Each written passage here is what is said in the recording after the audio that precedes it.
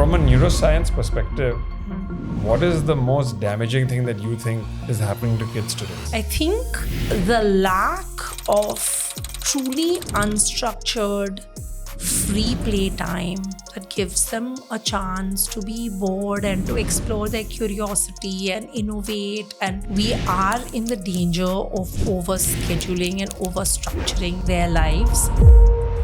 Why is doing nothing so important for children? So the brain does best when it has to meander. I've always said this, that all my best ideas have come from abject boredom. If you're not bored, how can you be creative? Yeah. What does unstructured free play do to a developing brain? If you have 3 kids who are playing and you do not give them a plan, this is like a social management of 3 kids figuring out how to survive with each other for 1.5 hours without you giving them exactly what to do. They have to learn compromise. So does a child's brain need some amount of stress to develop properly? It needs some amount of continuous challenge for sure. Manageable stress in adulthood often doesn't leave very long-lasting scars.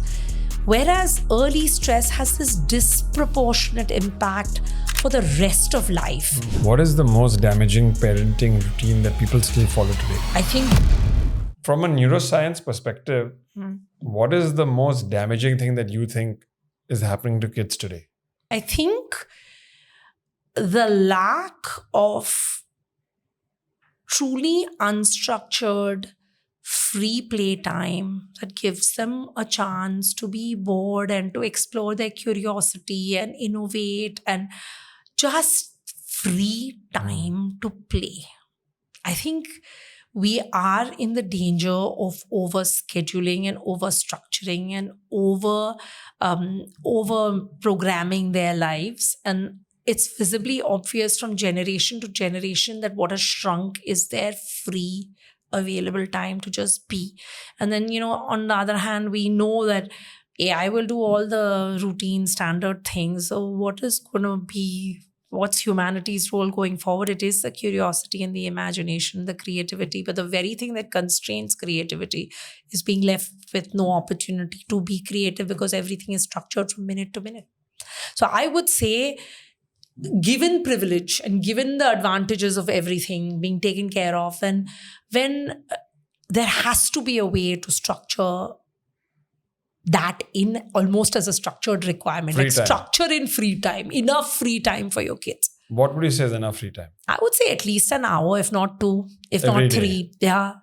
I mean, ideally 3 and longer. The more, the better early on, especially early on. And then the number goes down because once they're in school, they will have structures imposed on them anyway. Yes. I mean, outside of those structures, if you can make sure that you leave room for free play and to do nothing, it's a good idea because kids don't know what to do with themselves now when they don't have anything to do.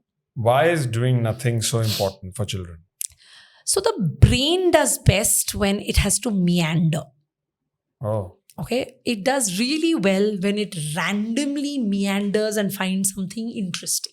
How are you going to discover that which you truly love if everything is already given to you on a platter? Like right at the very beginning, you're going to take X, Y, Z and whatever. These are the classes you do. This is what you do. You've got to leave room for the possibility that you stumble on something that blows your mind. It could be something like stamp collecting. Where are our idiosyncratic eccentricities and hobbies going, right? It's these little things that make you. Otherwise, you're a prototype. You I are. do this, I can swim, I can run, I've learned chess, I've learned Rubik's Cube, I've learned blah, blah, my left brain, right brain. I'm ticking all the boxes. You ticked every box. But who am I? Exactly. Where is your idiosyncratic pleasures of life that make you uniquely? Give them the time to discover that. Because if you don't, they're not going to even figure it out. That's what sustains you in the long run. In the long run, for your nervous system to truly be an engaged nervous system, you got to do what you really love to do. And you have to discover that. And to discover that, you need that first 15, 20 years of your life to have enough opportunities to discover what you genuinely enjoy. And you're saying the most important thing for that discovery is free time. Free play and free time. And boredom. And that means you'll have to let people screw up in the household also. You have to let them do some things which may... they'll mess around in the kitchen. They will go and stick their fingers into stuff. They'll destroy something. It's fine. They think things apart. Yes. It's all right if a few things are taken apart, right? Yes. Like, I mean, sometimes I think it's interesting that dolls are taken apart and toys are taken apart. This taking apart is also a process of learning what's the building blocks of stuff. It's not just a terror who's breaking things. Breaking it, you'll eventually have to make it, because if you want that object back, I mean, don't replace it immediately. Right. Once it's gone, then say, what are you going to do now, right? Like, you took this apart. Are you able to put this back together? Right. And potentially assist a little bit when required, but otherwise let them figure that out. I mean, I know as a creative person that, and I've always said this, that all my best ideas have come from abject boredom. Correct. And also then organically things don't allow themselves to rise to the surface. I think things have to rise, and some of them will be good ideas, some will be bad ideas. It doesn't matter. Yeah.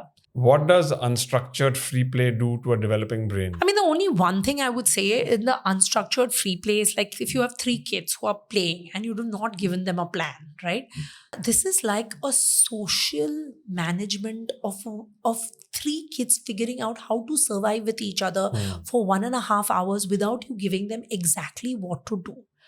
Oh my God, the amount of negotiation they are going to have to do. And frustration. And to handle each other, to not lose their minds when somebody says, I want to play X. And the other person says, I want to play Y. They have to learn compromise. Otherwise, it's not going to last. Right? And if you don't intervene immediately, of course, you have to make sure that nobody's pulling each other's hair, whatever. Yes. But beyond that, if you let them negotiate the space, this is how they learn how to build give and take between someone who's now outside of their mother, father, whatever, sibling. It's so vital. Yeah, I agree with you. Why do you describe 15 years, the first 15 years, as being so important? So the first 15 years in many ways, and it's not like it's necessarily 15, it could be like 12 or it could be like 18. And so, I worry sometimes these developmental milestones, you have to give one age, right? You can't say plus minus X. And 5 as a years. consequence, that number becomes hard and fast in people's So all head. the parents like right? 15. Oh my God, yeah. this age, Right. this didn't, this milestone was not hit. Now is this, Right. It's never like that, right? Right. It was the mean around which the data was distributed, and sometimes the data is distributed wide. And sometimes it's narrow depending on what you're looking at. So 15 is, let's just say, on either side of that number. A lot of what has to be built has been built, put into place, and a lot of stuff that framework is laid down. Right. Okay. Now that framework is what is going to help you navigate the rest of your life, like till you are however many years, 80 years plus, right? You get it right. In that first 15 years, you will reap the benefit of it in 20, 30 decades out later than that, which is why that window is so critical. It is disproportionately more important than any other decade that will come after it, right? So from that point of view, it matters for the parents, it matters for the grandparents, it matters as policymakers, educators, it matters for everybody. I mean, it's interesting. There's this book by this psychologist, I think her name is Alison Gopnik, and she has this analogy and she uses this metaphor of gardening versus carpentry. And I think not only as parents, but as ecosystems and educationists, we are very carpentry focused. And what do I mean? Like if you think of the brain and you think of looking at the brain as a gardener versus a carpenter will have a goal. I'm building a chair. My chair has to have 4 legs. It has to be sturdy. It has to be made of this material. The back has to be straight, or even if it's leaning, it has an architectural end point. So you are so focused on getting it right for a goal. And that's the orientation. Whereas if you're a gardener, you're not going to sculpt a flower. You have to water the grass, you have to put manure, you have to make sure that bees are there, the ecosystem has to be right. You have to do all of that stuff, and you have to, all that, which is, then the flower will emerge. And that flower may be of different kinds, right? It will have to take its own time. So I think if you get the first 15 years right, in some ways, you build the health infrastructure for the entire country, right? It's a predictor of later metabolic health, later cognitive health, and later mental health. It's also a predictor of how long you live. There's all the data, especially and just being a happy person. yes, like all the data indicates that if there's high trauma and high stress Yes. in that first decade, you will have telomere shortening, you will have inflammation, you will have metabolic syndrome. The risk factors are so high that it is valuable to protect against that. Yes. Is it true that your personality is pretty much fully formed by the time you're 2 years old? No, I don't think your personality is fully formed. What is happening is that your nervous system is, all the neurons are already in place, right? So Right. those 100 billion neurons, they're all in place already. They're connected and you have way more connections than you are actually going to eventually end up with. So you're now going to be in the zone where you prune these connections. So you've built more than you need. And based on what you use, you're going to decide what you're going to keep and what you're going to get rid of. So I don't think your personality is in place, but traits are already beginning to be visible. Before 5, you have this insane amount of development that your body and your brain is going through. And okay, the child is born. Yeah. And like you said, they already have 100 billion neurons. Yeah. So Yeah. they've pretty much peaked around then anyway. And They then haven't peaked. They've laid it. They haven't peaked. I wish They it was haven't just peaked. No, they've put the infrastructure down. Okay, like Right. in a sense, what you've done is you've got the neurons that need to be born in place. So it's in those connections that eventually function comes up. So the connections have been laid, but they're not all closed out, and a lot of them are in the active process of being laid out. So you are building those connections. And how long does it take to build all the connections? A while.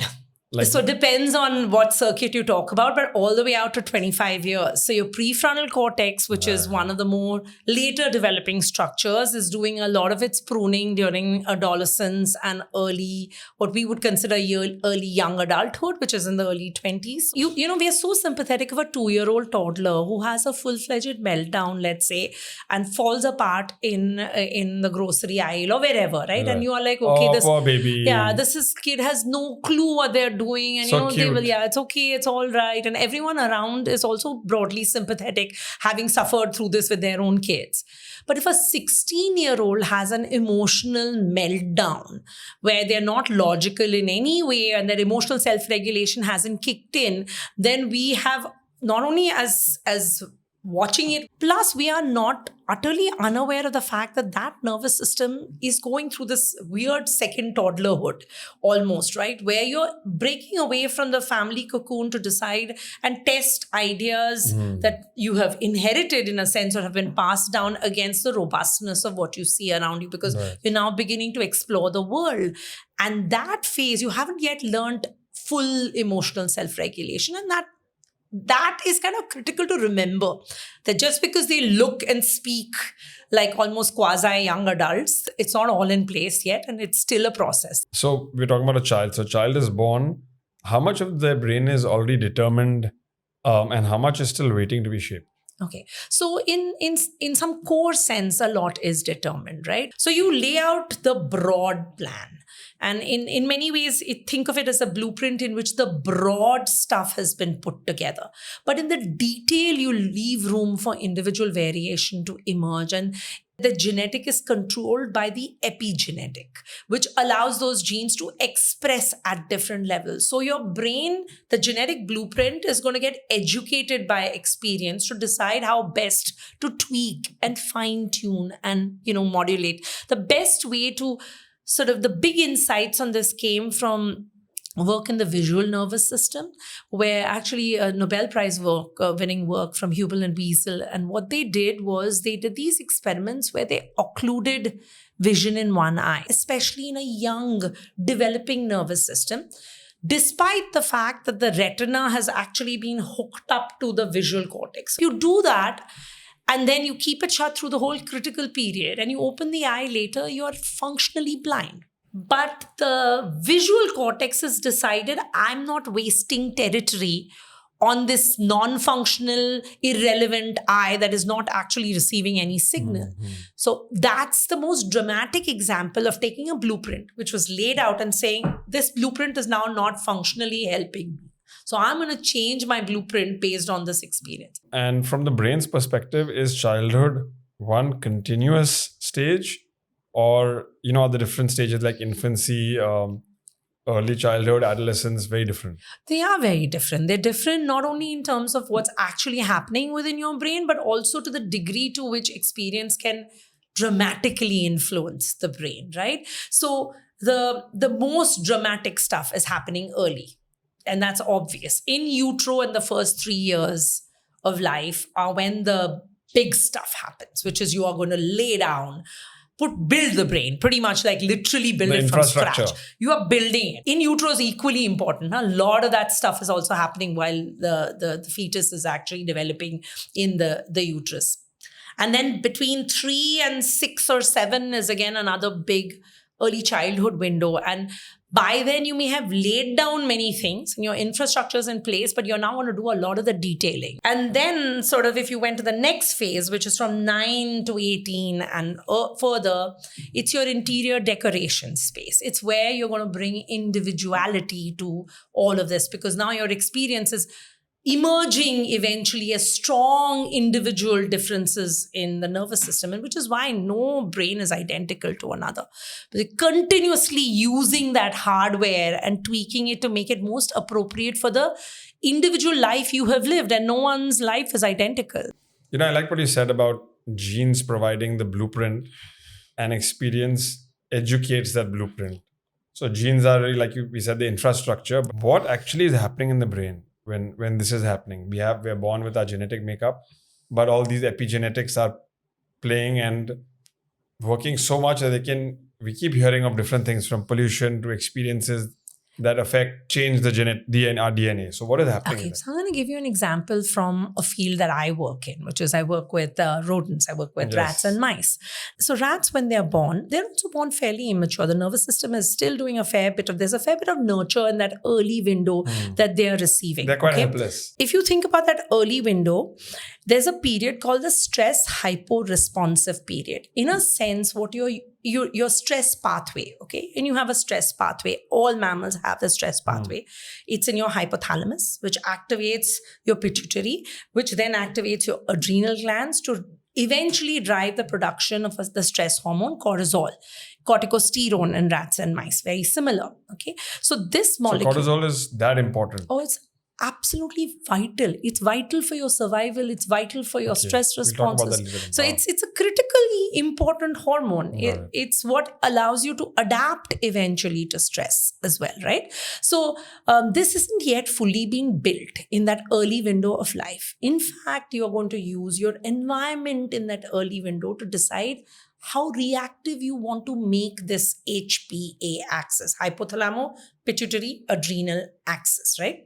So in a sense, what you're saying is you've laid the axis down.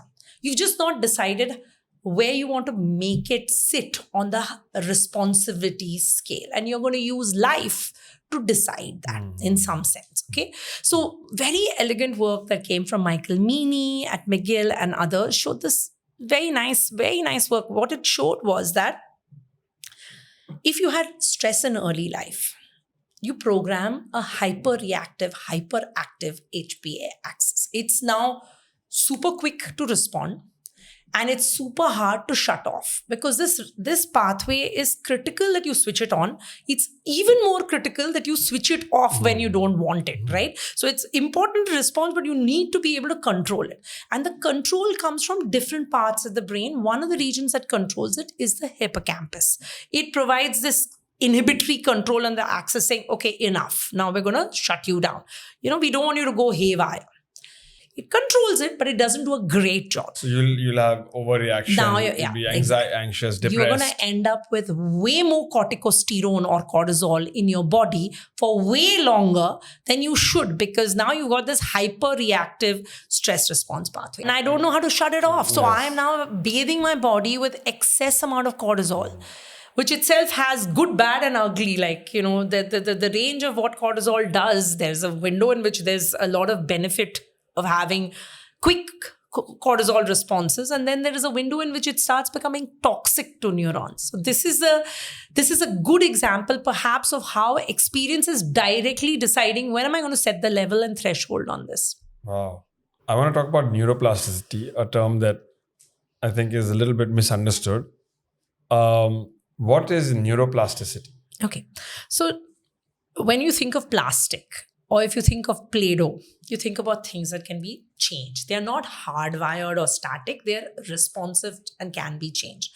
That term, when applied to the nervous system, basically refers to the ability of the brain to change in response to experience. That's literally what it means. Okay. Now, it's such a catch-all phrase. What does it actually physically mean in the brain, right? So it can span from the simplest thing of saying how many neurons you have versus how many you don't. Okay, so very nice work done by, again, in animal models by Henriette Van Praag and Fred Gage showed that if mice were raised in enriched environments, no real stimulation of the, but if you raise in environments where there were puzzles to solve and things to find and things to do, and inherently in some sense encourage their ability to explore, you ended up with way more neurons surviving in the brain than when you didn't have it, like about 40,000 more neurons in the hippocampus. That's so interesting. When you're talking about that, I was just thinking of what happens as we get older to neuroplasticity. So as it should be obvious that the most dramatic forms of neuroplasticity are going to be available to you in the earlier windows, because that's actually what the brain is anyway doing. It really, its job is to do plasticity. Okay. Then once you've laid down a network, you want to stabilize it. You don't want to change everything every day, right? So you're starting to stabilize. Now, this is interesting because in animal models, we know these from studies, that if you take away these structural bricks and you have ways of enzymatically dissolving them, you can reopen critical period like plasticity, which is fascinating because that tells you that in principle, there are physical breaks, molecular and structural. And you could take a relatively older brain and move it back into exhibiting the kind of plasticity that a younger brain. But this is still work at its earlier stages. It's not anything that right now is ready to translate into a clinical point of view. But it's super exciting because it tells you that when you understand what causes the break, in principle, you have room to repair and regenerate that allows you to flex and bring back into the window where plasticity is born. So one day we'll have some pure rewiring happening. Yeah, so the most dramatic amount of rewiring you see in organisms like planaria or salamander or even like the chipkali in your house. It is a very exciting space of research and people are extensively exploring that. Amazing. Yeah. You mentioned critical period. So what is a critical period? Okay. So the critical period is the window in which the plasticity is at its very highest. Okay, so I'll give you the example of the visual nervous system again, because that's where critical periods were originally really well understood. Or even earlier than that is Konrad Lorenz, who did this neuroethological experiment where what he did was he had these ducklings. And, ducklings literally imprint on the first moving object that they see. So what Konrad Lorenz did Please was... explain what that means. Yeah. Imprint on. Yeah. So you have ducklings, they are born. Then they see their mother. That mother is moving and the ducklings imprint on her and follow her. And that has to happen within a 1-day period after their birth. Imprint on her means? Imprint on her as in this is the object that is moving that I am going to follow.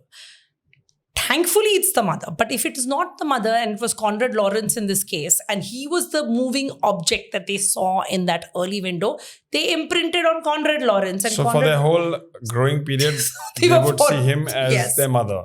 Yeah, so that's a critical period. So that's an example of, but critical periods vary for things like language. The critical period lasts till about 7-8 years.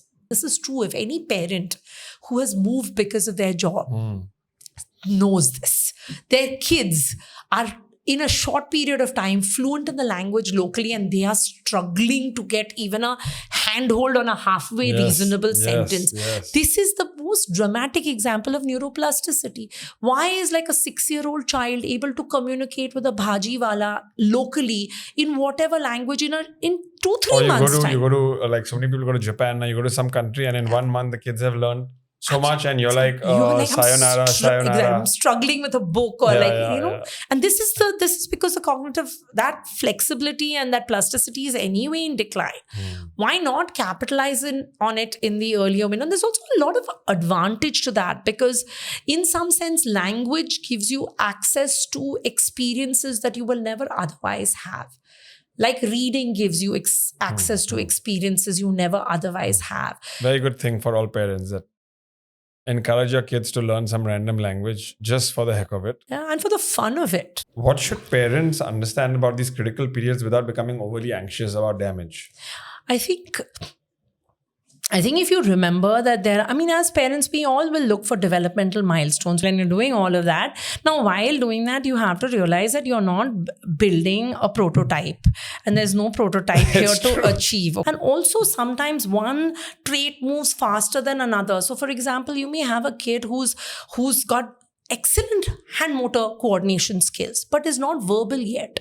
Now you're like, oh, this kid has fallen off the verbal end. You can't put this box set of, you have to achieve everything. But at the same time, you want to watch the developmental milestones, because if there is a warning sign, you need to pick it, right? And you have to pick it without being the paranoid parent, but still being watchful and keeping a watchful gaze. I think it is the single biggest self-improvement exercise you can put yourself through if you choose to. I agree. Okay, because I think it forces you to face your own big lacunae traumas, yourself, issues. basically. You have to deal Your with mirror it. is there. Yeah, because at the end of it, it is that kid initially is going to co-regulate their behavior based on you. So you are their co-regulator.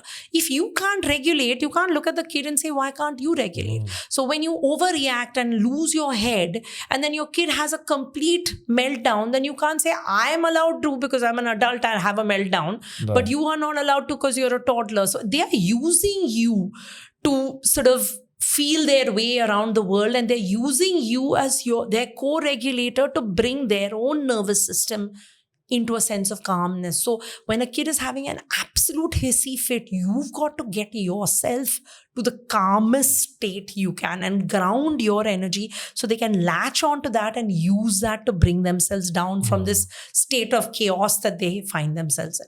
So I think in that sense, while critical periods are important, it's also important to not push your child. I mean, in an environment where competition is unfortunately inbuilt, you're worrying about getting your kid into the perfect school, and you're worrying about their college when they're like literally 2 I know years so old. many people that So like literally, you just can't be there yet. You just stay in the moment and enjoy where you're at. But because of the way the environment is, that tends to happen. I think collectively using each other and your friend circle, your village in many ways, your village to act as a check and balance on you when you lose the plot a little bit as a parent is important. And so critical periods, just be aware that you don't push your kid to do something that they're not physically ready for. Now, if you're going to take a 3-year-old kid and ask them to do something that they're not even developmentally ready for, you're setting up failure, guaranteed. You're going to set up frustration, because they're also looking to you to get your silent, non-verbal approval. Kids are continuously looking to you. They're like emotional sponges that look to see what the tweak of an eyebrow, the flaring of the nostril. You're not said anything, but your face has said it all, and they're so sensitive to it. So please don't set them up for repeated failure when it's not a developmentally appropriate challenge. Nothing wrong with challenging your kid to push the boundaries and try new things, but not when it's completely developmentally inappropriate. So how bad is getting angry or screaming, not at the kid, but in front of the kid seeing you screaming and getting angry at something else, a situation? I think acknowledging that you're upset is fine, because it allows them the vocabulary to say, I think I'm upset about this. There's a difference between that and not being able to regulate your own response. I would say take a walk. If you find yourself in a position where you are losing your mind, and it can happen when a toddler is losing it. So do not first consider yourself the worst person on the planet. You're just normal and human, and you're also having a hard day. Walk away. Walk it off. Think if you model to a child that it is okay to absolutely lose your cool completely and repeatedly, and not even own up to it and apologize. Even let's say it's happened, own up, apologize, and say this was not the right way I should have handled it. But better than that, perhaps don't do it.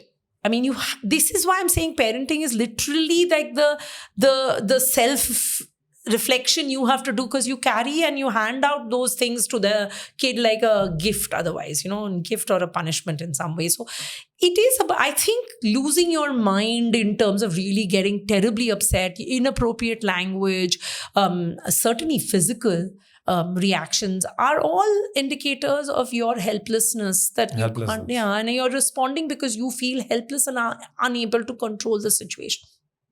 Walk away. Come back once you're able to regulate. So you're teaching the child also to regulate and be able to postpone tackling a situation till they are able to, have a. And what happens to a kid if they see you completely unregulated, like crying or losing it or whatever it is? I think it scares them. Hmm. You are their safety anchor. I think the biggest response is fear, because you have to understand their nervous system hasn't yet figured out how to regulate to shifting circumstances. You are literally their co-regulator, which means that think about it like almost like an attached umbilical cord between the parent and the child. And this is your mother, father, aunt, grandma, depending on who is your closest. You lose it because you're watching them lose it, right? So I think it that is very, very scary for a child, because they don't know how to help you. They're frightened by the situation. They don't know how to articulate it.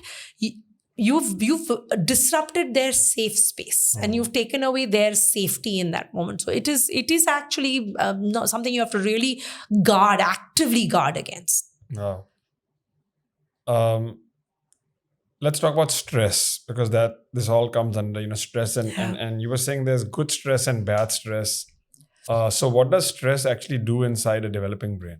Any challenge or anything different that you do is a mild stressor because it's novel. Kids are continuously doing this when they're exploring their world. Right.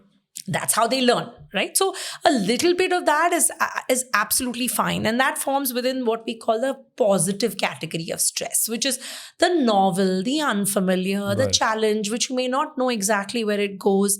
But you have to let your kid be the guide of that, because you cannot decide that this is a challenge that is appropriate for the kid. If the kid gives you indicators that they're overwhelmed, you may want to either take a break, postpone it, find a way to handle it, but not push a kid into a zone which they cannot manage at all, right? And that's why you use your kid as your indicator, and one kid is different from another. There'll be a kid who's happy to climb to the top of the jungle gym when they're 2, and there'll be a kid who says, I'm not ready to do it till I'm 4.5. But you use each of those kids as a different indicator to say, when will you push the kid based on what they are willing to explore and push the boundaries with.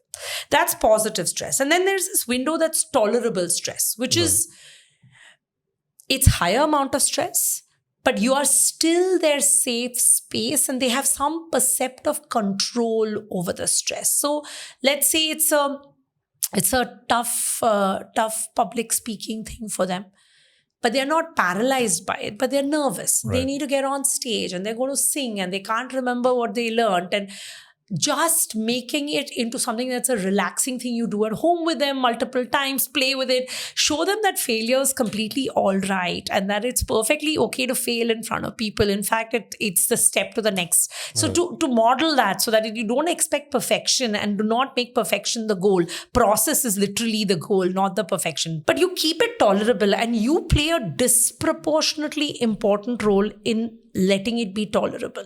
As a parent or a caregiver or a school, you're playing a disproportionate role in determining whether that stays tolerable. Right. And then the side that it goes into, which is the dangerous side, is toxic stress. When it gets to toxic stress, you have no percept of control.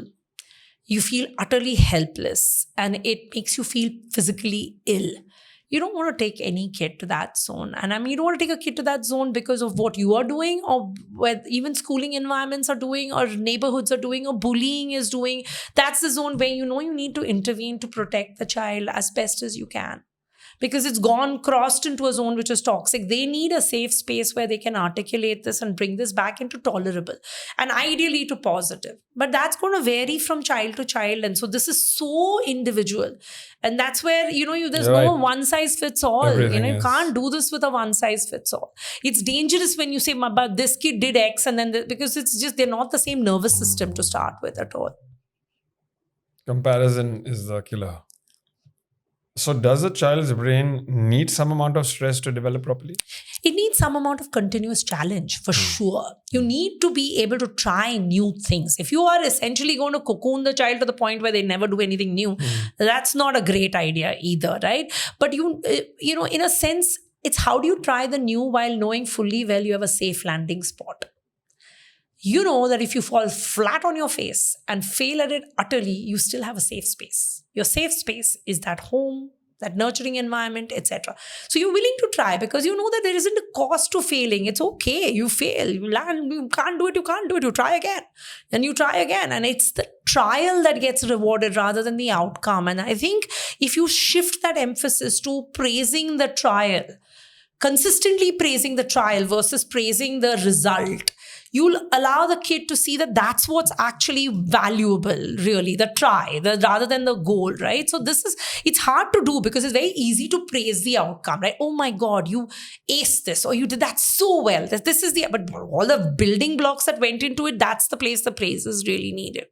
You said safe landing. Yeah. And I know you've said this before as well. Can you just give some examples or ways for... You're looking for a way to ensure secure attachment between the child and the caregiver. But secure attachment happens largely first with the parents. And if your parents allow the possibility of giving you a space where you know you are safe, to show them your good, bad, and ugly, in that your attachment to them is not dependent on you being a particular way. Non-conditional. Yes, unconditional. So firm and kind at the same time. Kids need boundary conditions. They need rules. They do need structure. They need sleep. They need the right nutrition. All those things are right. But the kind has to be a fundamental component of it. So the firm and kind approach together. So you don't want to go to the repressive, and you don't go to the completely anything goes, sort of the other end of these two. It's the in-between where the kids understand that you are the parent and you are providing them, that you're co-regulating with them. But I think you have to fundamentally be interested in your kid. I think that interested in this human being who you get to watch grow up. I mean, what a privilege that is. That nervous system is literally developing in front of you. And you play a disproportionately high role in this child's future. So be interested in the kid. Let them be your guide. Let their interests drive your interests along with them so that you manifest this together collectively, right? And I think if you let the kid know that they just matter. No matter what they do, they matter, and they will always matter. It is independent of anything they ever achieve. And you just love that kid very, very fiercely. You're going to give them that secure attachment element. And I think be attentive. Pay attention to the kid. Got it. They're all low-hanging fruit, straightforward, but hard to employ when you have other pressures on you. That's, I think, the tricky part. When you yourself are navigating life, these things sometimes slide by and you just stop paying attention to them. You've talked about adversity and how it can shape children. What does adversity mean scientifically? So adversity means many things. Okay, adversity then can mean anything from... The most obvious forms of adversity are abuse. We know those, and those are examples of physical, sexual, mental, emotional abuse. But perhaps one doesn't realize that the most common one, once the building blocks are in place, sometimes is neglect. So neglect actually is one of the largest forms where, in overt or sometimes not so overt ways, you just ignore or do not focus on the kids' requirements. Now, obviously, if there's poverty, then it is hard for the parent to be able to... There's survival. In that situation, poverty becomes an exosystem, like an external factor that forces a situation that creates that.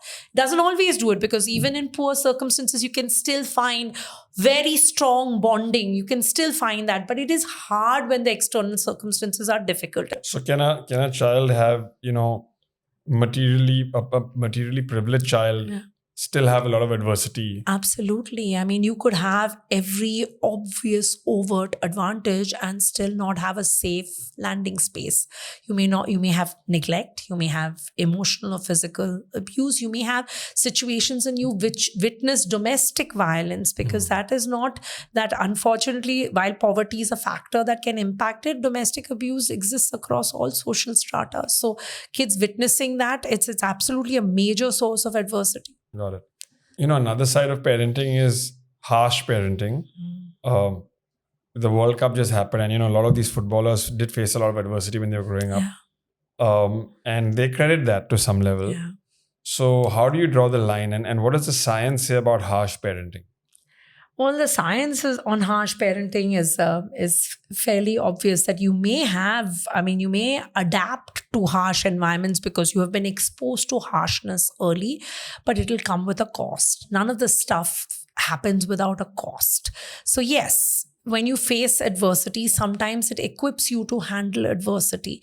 And there are examples, and I don't want anyone to walk away with a deterministic view that if there has been adversity, it's all only downhill. I would say that not having a safe space and not having a secure space in that early window of life and having the power that can give you in terms of buffering you against adversities that will inevitably sometimes come in adulthood, I think you're giving your child not the bank balance that they require to buffer. I think there's a massive bank balance advantage that you give when you give secure attachment and this sort of firm and kind parenting. It does give the kid a bank balance to survive circumstances which are anyway out of one's control. You can't do anything about it. So I would say that you need to be tough and you need to tough it out so that you can face the world is a hypothesis that life will happen anyway. Things will happen plenty where they will have you will not even be around to protect them. Right, starting on the playing ground where somebody bullies them will be a situation. But first you have to cognize that they've been bullied and you have to help them to develop the tools to first report it or handle it. You're helping them to cope with that. If you become the person who turns around and says, you know what, this is exactly what I faced, and just deal with it and tough it out, that's not even acknowledging what they are going through. So I'm not a firm believer in the neuroscience on this is that there's no free lunch. So if you do this, there'll come a cost.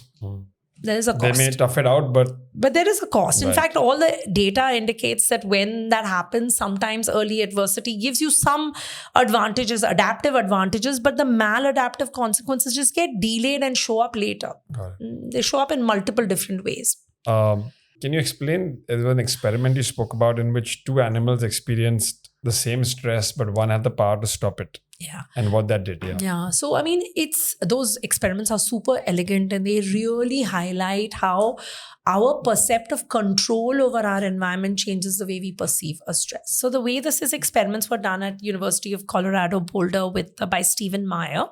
And what he did is this was experiments done in rats. And so you have two rats. So these two rats are put in two cages next to each other and there's a grid on the floor. Okay. And it gives a mild foot shock.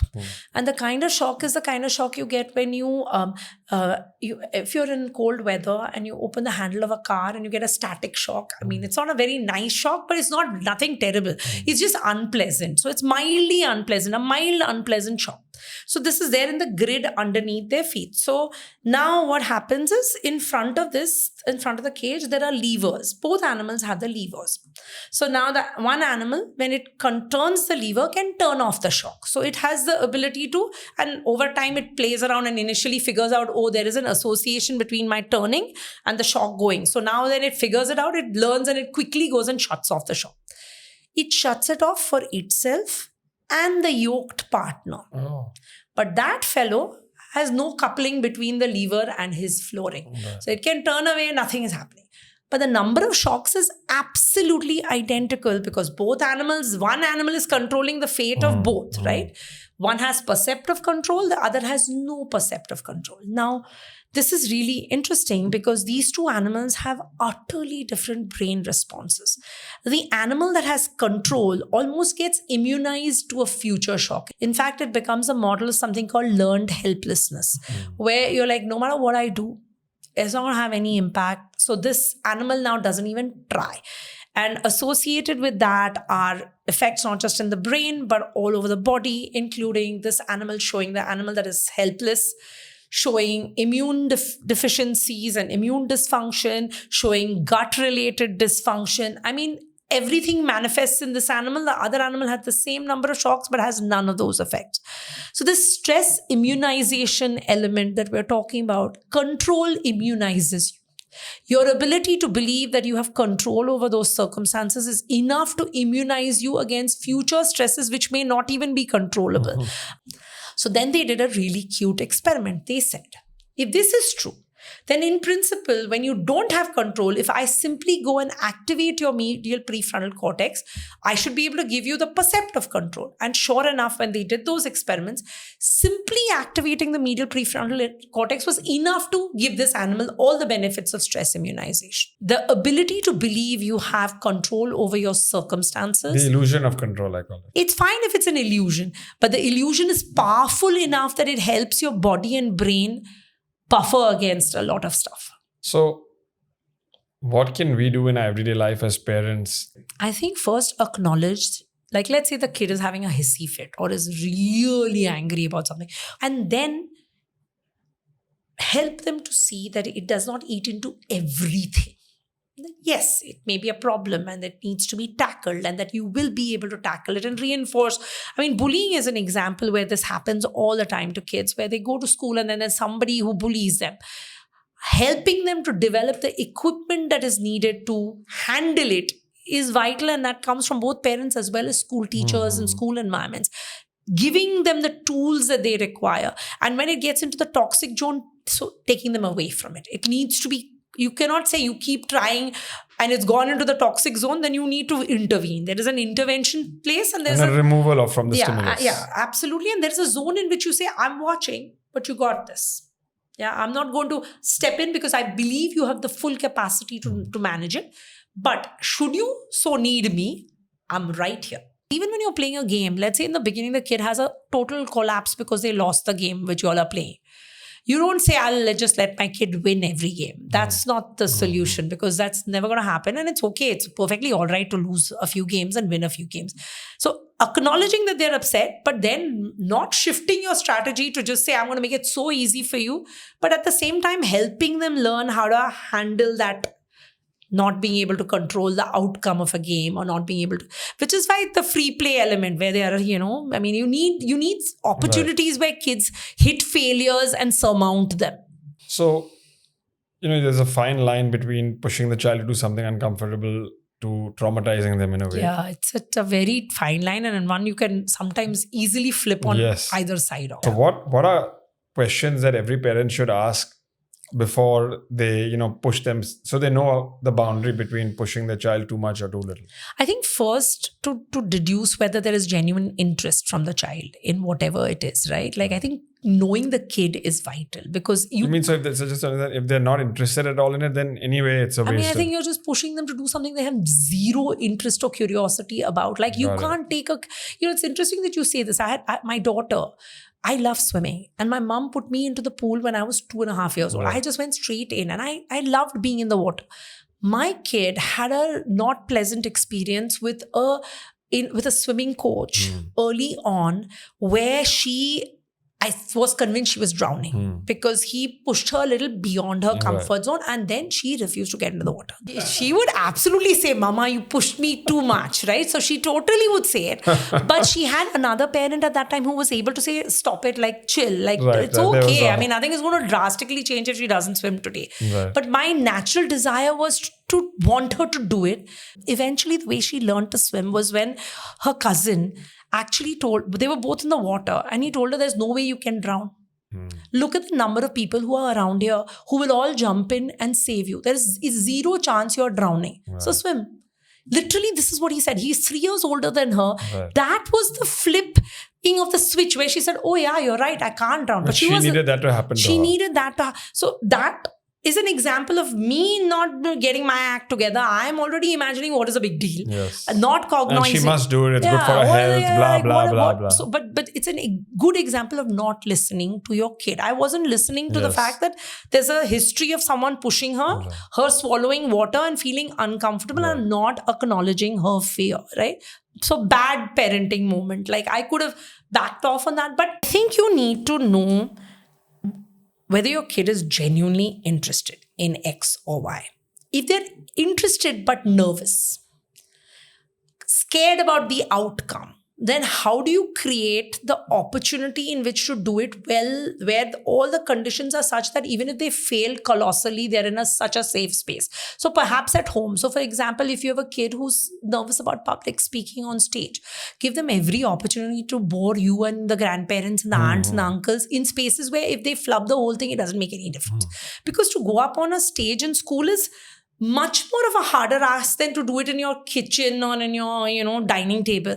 So create the opportunities for them to fail sufficient number of times and realize that it is not catastrophic and it's not a big deal. And then even if they go on stage and fail, it's not a big deal. I just want to talk about developmental milestones, because all parents are comparing their children with someone else.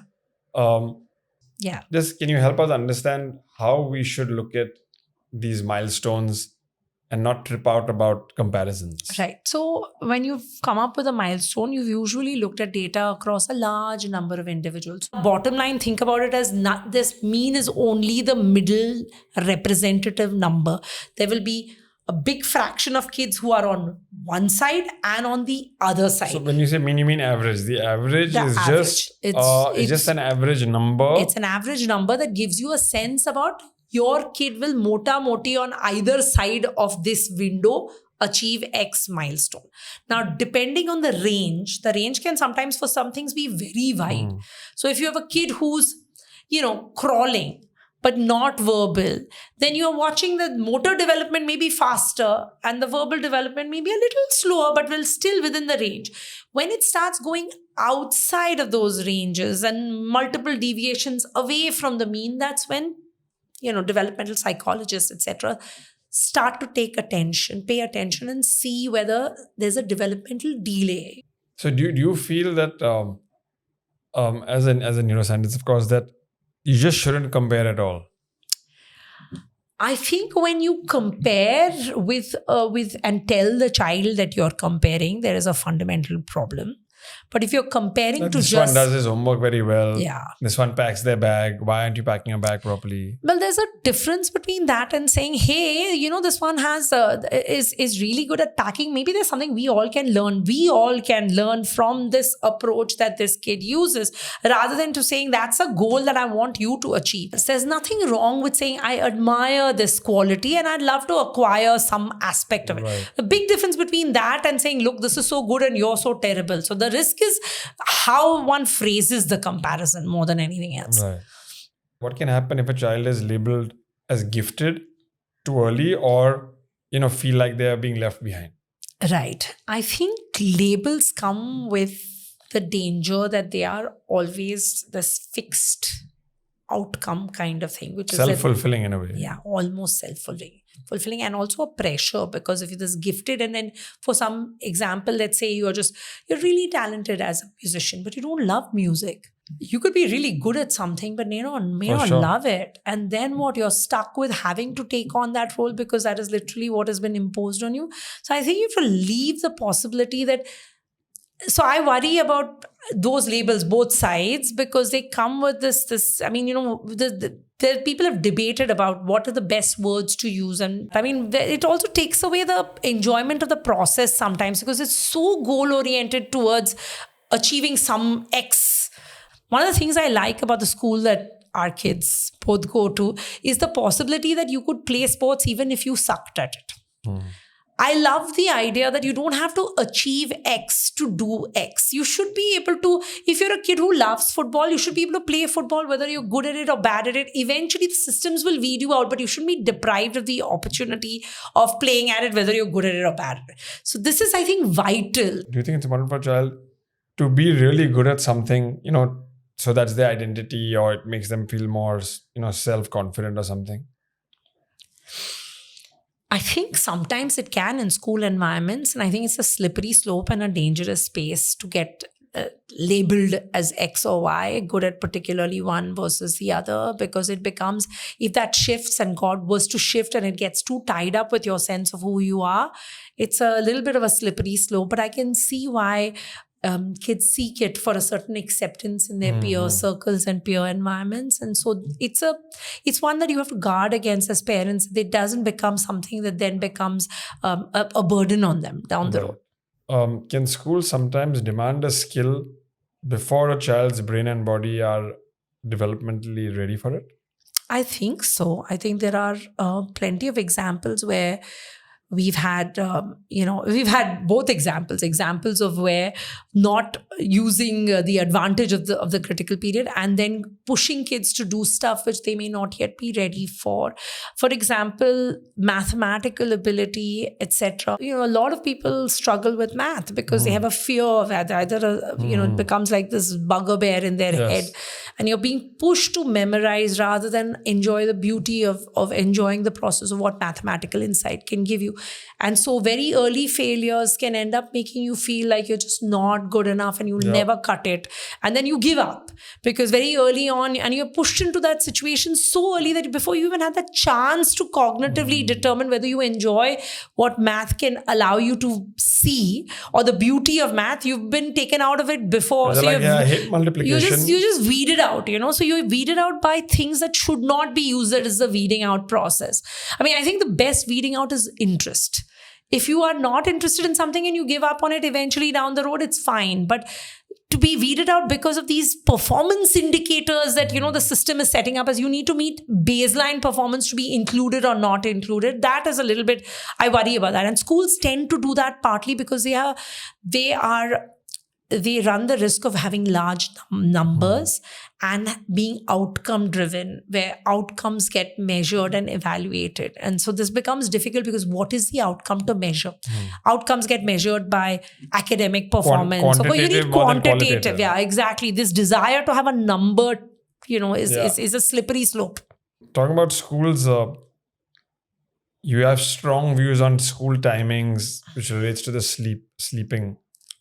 Sleep timing with children. So, how mismatched are school timings and sleep cycles of children? So, I mean, there's quite a bit of data on this, and people have looked at it, especially in the windows when school hours become very long. And that's usually in the window from like when you're 10 to 18, that stretch which is just pre-teen, tween as they call it, and then teenage years, in this window where the demand of what school expects from you academically goes up significantly, and your circadian rhythm is shifting because of a pubertal shift at the same time, right? So because you have to keep up, you end up staying up longer hours and you need your morning sleep. If you look at the rhythms of sleep, REM sleep is absolutely vital in many ways for not just the quality of sleep, but also for a lot of the consolidation of learning that happens in the brain, both non-REM and REM sleep.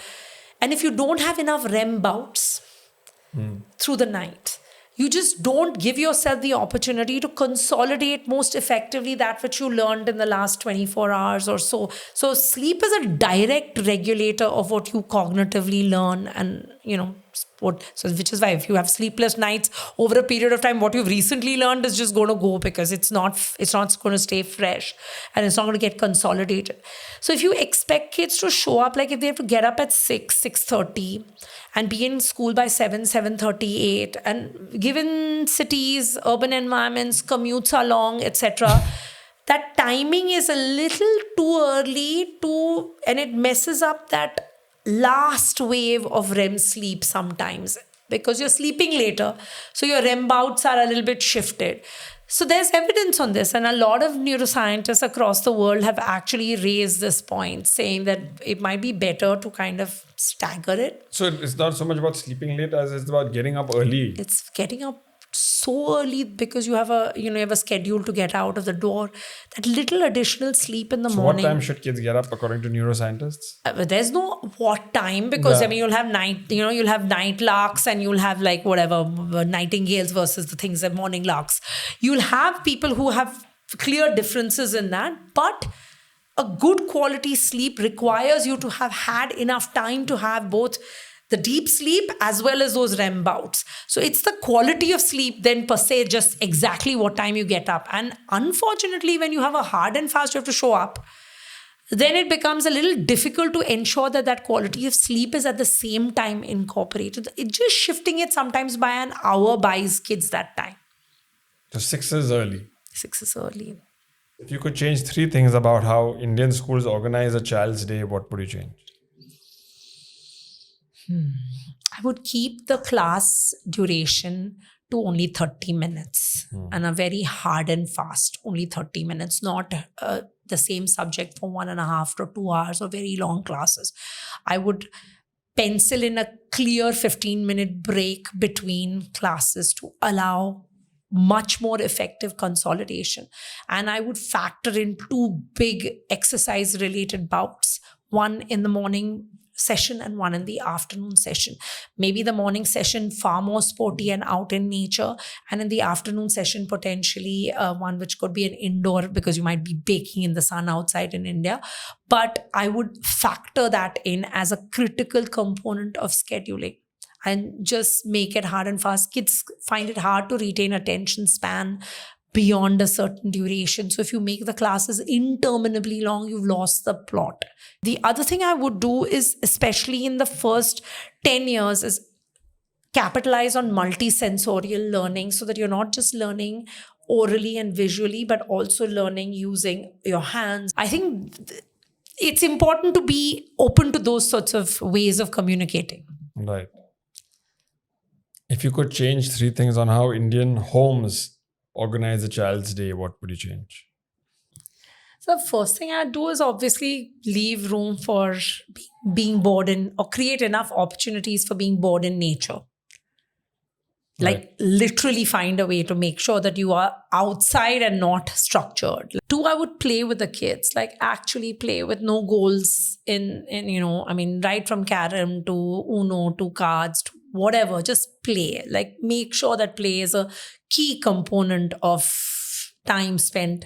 And the other thing is, I would say that make sure that at least that one meal time that you get on a table together, that you ask what each other's day was like and teach them both the skill of sharing but also listening. Right. So I would say that finding the time to consciously do these things is important. Lovely. Yeah. What is the most damaging parenting routine that people still follow today? This is a hard one to kind of easily come up with an answer for. But I think I don't know if it's a damaging parenting routine as much as something that we all can subconsciously find ourselves slipping into the pattern of, which is that you tend to think of your kids as a miniature you, and so an opportunity to through them achieve every goal that you may have or aspiration you have unfulfilled. I think it can be profoundly damaging and deeply problematic, because it's often stuff which you have not resolved, which you are then now imposing and expecting that kid to resolve for you. So I would say that would be the one thing I think one has to consciously guard against. It's not like we all are victim to it, and there will be a desire or a tendency to slip into that without even realizing. But if you're at least cognizant of the fact that this is a possibility, and you just check yourself to see when you're pushing a kid to do X or Y, what's the driver? And if you consider the possibility that the driver may be your own unfulfilled aspirations, then this is something you should guard against. Right. What has science shown to be the most important life skills that parents need to teach their children?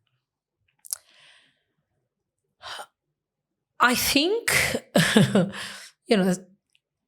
in terms of what science shows, I think the single biggest thing is, of course, being able to have the ability to emotionally self-regulate, so that you learn how to handle yourself in diverse circumstances. And I think that really does require cognitive control over stress response circuitry, having a well-developed ability to emotionally self-regulate is a skill. It's not an endpoint that automatically emerges. It actually has to be trained, and you need to work at it. And it's a collective working for the household, actually, because it's very rarely that you can look at a child and say, why aren't you such an excellent emotional self-regulator, without realizing that it was a collective failure sometimes. So it's vital that you look at this as a effort for the whole family. I think that would be a gift if you can give that to your child, because then life and circumstances will happen, but this gives them the ability to navigate them. Got it. One, the other side or the enemy of boredom and free play is the most ubiquitous thing on earth, which is the screen, Oh God. which is what every child wants, everyone is addicted to, and we'll get into that. What does the brain begin doing when there is no screen or instruction?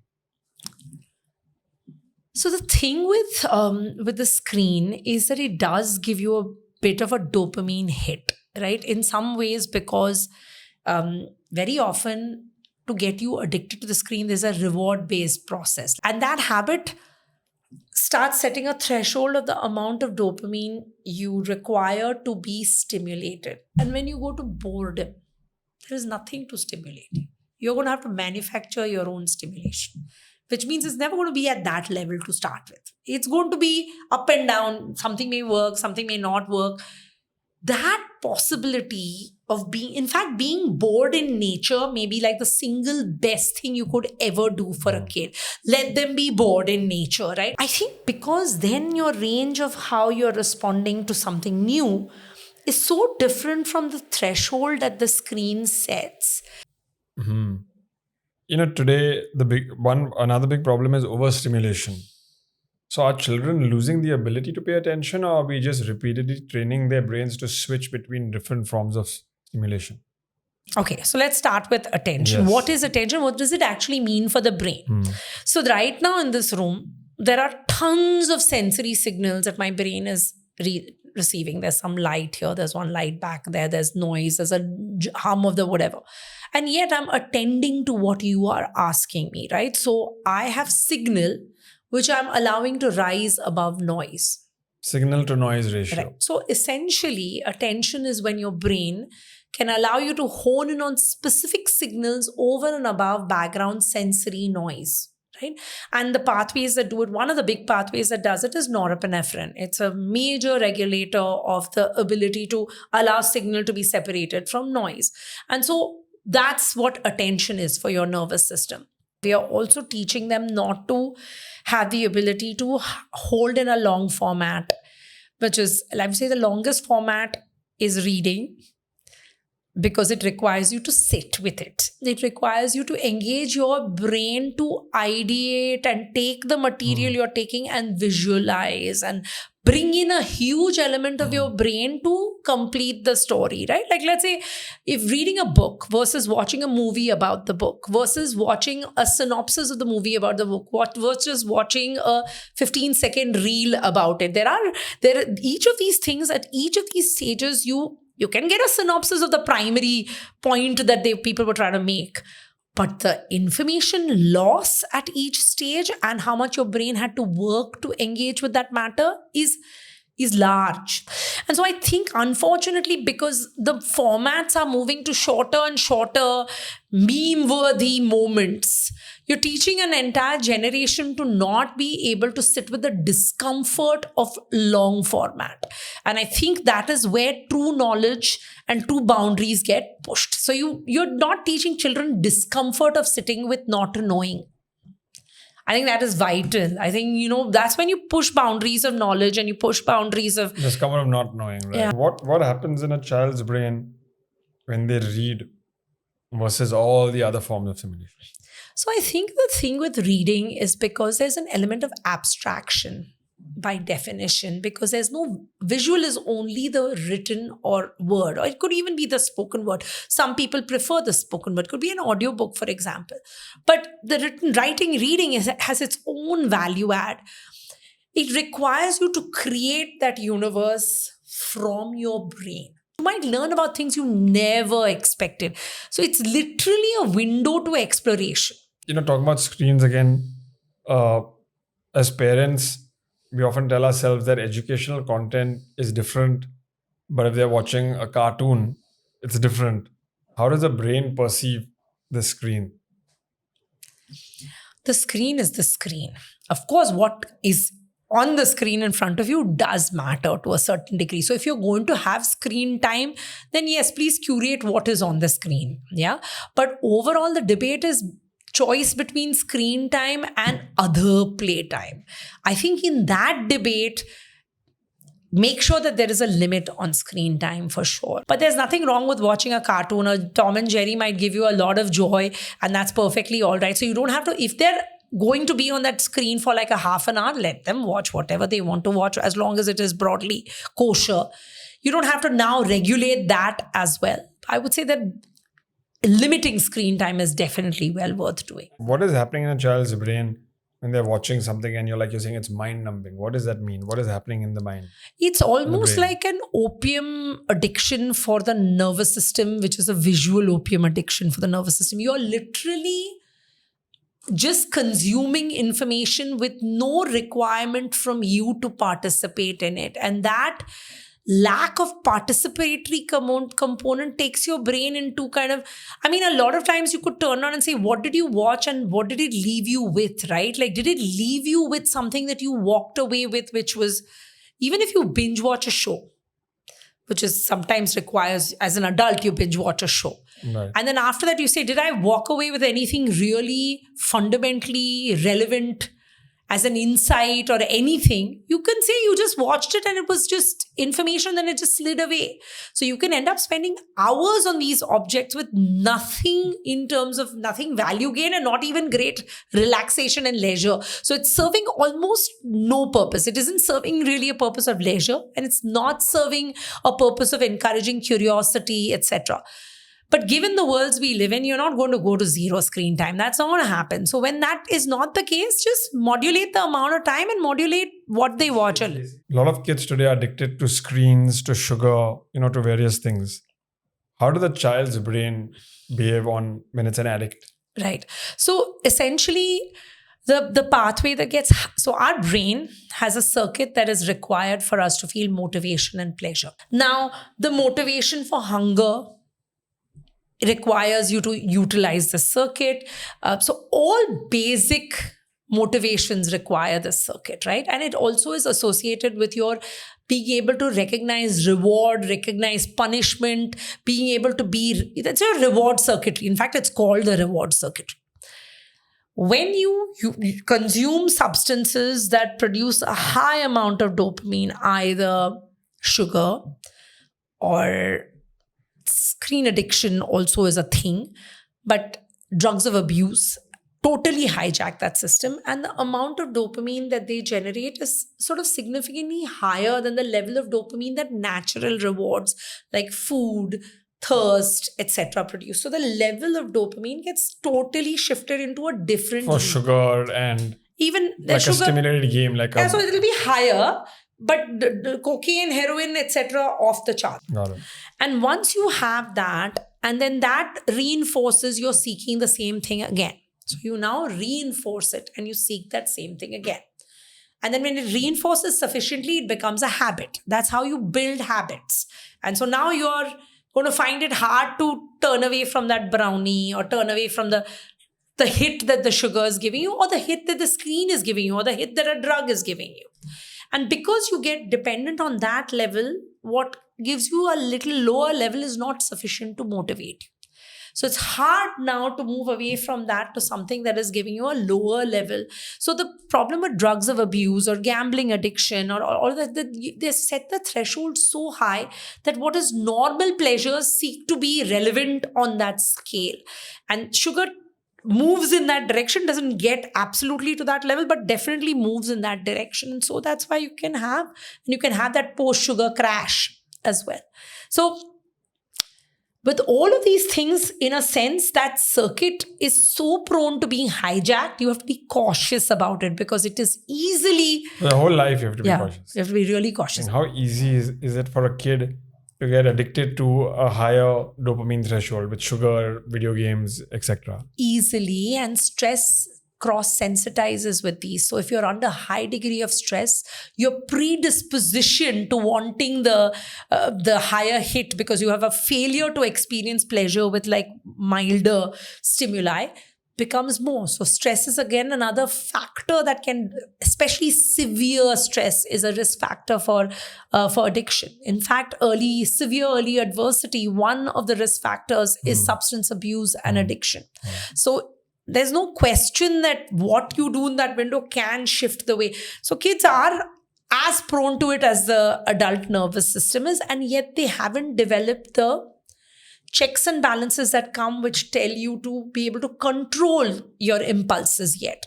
What could we do to retrain kids' brains, maybe? Because you have things that are set in motion with kids and you want to change it. Is there any way to retrain children's brains? So the great thing about it is, the good news about it is that the brain is most plastic in childhood and adolescence and young adulthood, right? So that brain is more prone to being retrained, reorganized, plastic, and altered way more than that of an adult or even an aged person. There's no comparison. So the young developing brain is precisely the time when retraining is so possible, flexibility is so possible. So that's the good news. The good news is that even if there have been adverse events, or even if there are ways to compensate for it, and there are buffering ways to take care of it. And that's why it's not deterministic. Something might have happened, but the journey is not a given. You can modulate it. And because the brain is so responsive to that, I think as parents, one other thing is to encourage your child to find the thing that gives them genuine joy and enjoyment. I mean, helping a child, but I would say helping your kid find for themselves something that sparks fundamental joy and curiosity would be a way via which you could really help them to, finding things that you really enjoy doing. That's very important. And being a participant in the process of them finding it. In our conversation, I've seen that you are very interested in, you have so many interests as a neuroscientist with adults and children, but early life stress and its impact is something that is of utmost interest to you. Tell me, why is that? I think in part because I realize the privilege I carry from having grown up in a household with parents that were profoundly loving, and grandparents. I grew up in a joint family with my grandparents lived with us. I didn't realize the bank balance I was carrying when I left to go to graduate school, etc., and started my life. I didn't realize what a bank balance that was, that when life threw challenges at me, which it inevitably does with everybody, that the reason I'd be able to buffer them is actually those early events that help with being able to cope. Right. That bank balance makes you realize how much starting privilege that protective, safe space in childhood can give any individual. And I'm interested fundamentally in the emotional nervous system. I'm interested in how circuits in the brain produce emotional behavior. And one of the things that influences the way emotion is produced is actually early life experience. It has a disproportionate impact on emotional circuitry and its development. And I became interested in the long-lasting effects of early stress. I was interested fundamentally in the effects of stress, but stress in adulthood, especially manageable stress in adulthood, often has a very limited short-term consequence and doesn't leave very long-lasting scars. Whereas early stress has this disproportionate impact for the rest of life.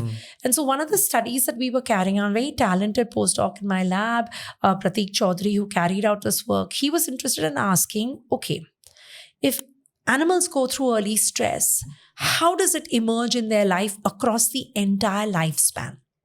And what he showed was that if animals have neglect in early life, so it's a model in which there is neglect of the pup, and while they're nutritionally okay, there is a nurture-related neglect. And these animals, when they grow into adulthood, actually are not drastically, they have a little bit higher levels of anxiety on behavioral tasks, but nothing is drastically wrong. In fact, they do better sometimes on stress associated tasks. So they have a little fighting advantage in stressful circumstances. So you get to middle-aged life, and what's happened is now this low-grade systemic inflammation is now beginning to mount. So multiple cytokines are beginning to climb up. The mitochondrial function in the muscle has gone haywire already. Nothing so severe that it manifests as, but it's all slightly off. So the parameters are all slightly off. And the corticosterone, because rats have corticosterone instead of cortisol, is also high. So which is what I was saying, that if you looked early, in fact, there were even a few adaptive advantages, but there is really a slow emerging consequence of early stress. And these animals actually just age faster. They are significantly accelerated in their aging profile. And the clinical correlate to this is that humans who have gone through early adversity, if you measure the telomere length, which is the sticky ends at the end of their DNA, like at the end of the chromosomes, these telomeres actually anyway with age become shorter. But in individuals who've gone through early trauma, they just become shorter faster. So it's like you're speeding up the whole aging process as a consequence of what happened in that early window. But the good news, so this was once we found this, we actually got money from a philanthropic organization to work on this. And one of the things the philanthropic donors said is, please don't look at any medicine. Can you look at something that can be over the counter that could potentially protect against these sorts of consequences? And so we thought a lot, like, is it a supplement? Can we look at something? So we were looking at mitochondrial boosters, because one of the things that we found, mitochondria are the energy producing organelle of your cell. Right. And for the brain, which is an energy guzzling organ, they have a disproportionately important impact. And so we were looking at things that boost mitochondria. It was vitamin B3 actually that we were looking at. It's called nicotinamide, but it's basically the amide variant of vitamin B3. And when we supplemented this, we could protect and prevent this. So this already tells us, and that's the good news, that it's not as though these things are so hard and fast that what you do later doesn't protect. And work from us shows this with the supplement. Work from Stefania Makari's lab shows that if you stroke these pups, so the animals that have gone through early adversity, if you just sit and do nurture yourself. So literally, they're graduate students who are stroking these pups. Touch can offset some of these consequences. Wow. Work from multiple other groups has also shown that exercise, so voluntary exercise, can offset the consequences of early stress and actually prevent some of these changes. Enriched environment can do it. Antidepressant drugs are capable of doing it. What that tells you is that early life, if you think of the brain like a little bit like a tabula rasa, blank slate, and then experiences writing the trajectory it's going to take, these trajectories are not deterministic. What you do later can also change the eventual outcome. So it's not something one should walk away with the hope that there is always the possibility that one can change that. And yet, at the same time, the impact of that early window is so disproportionately large that if you get it right at that window itself, you'll reap the benefits across not just that own lifespan, potentially the next lifespan. Because the work that comes from the Mini Lab shows that the manner in which you were nurtured is a big programmer of the manner in which you will nurture. And so these are legacies that are transgenerational. And that's why getting it right matters. You want to break cycles of abuse and trauma.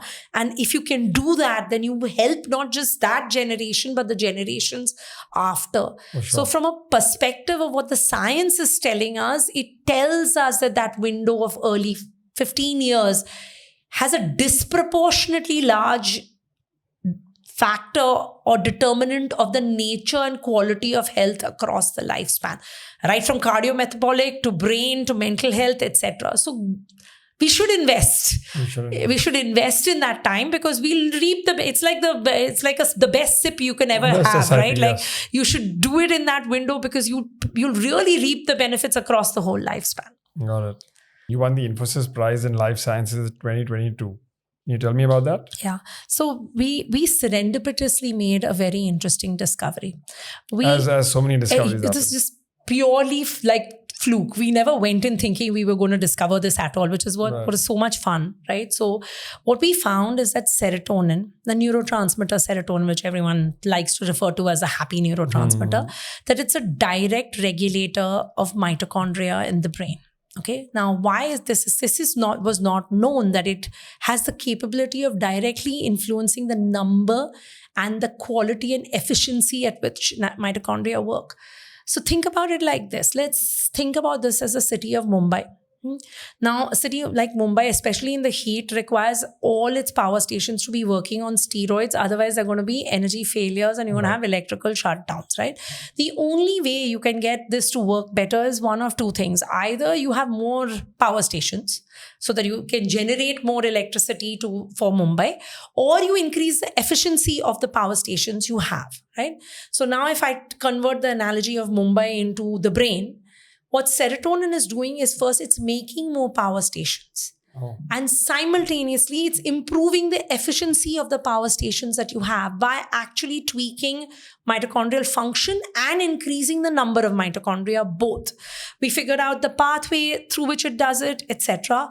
This is vital because this is how cells sometimes buffer against stress. Now, serotonin is thought to be a stress buster and a stress modulator, but at a cellular level that it does it through this one fairly old mechanism was a serendipitous fluke discovery. But this is what we got the Infosys Prize. So then do people take serotonin supplements or something? That sounds amazing. People take tryptophan supplements, but I think just popping more serotonin may not necessarily resolve this. There are ways via which to endogenously enhance serotonin function, and exercise is one of them. Enriched environment is one of them. So all of these are drivers of serotonin and can have an effect. Thank you. Thank you so much, Vidita. It was really fantastic talking to you. Thank you, Mukul. It was wonderful talking to you as well.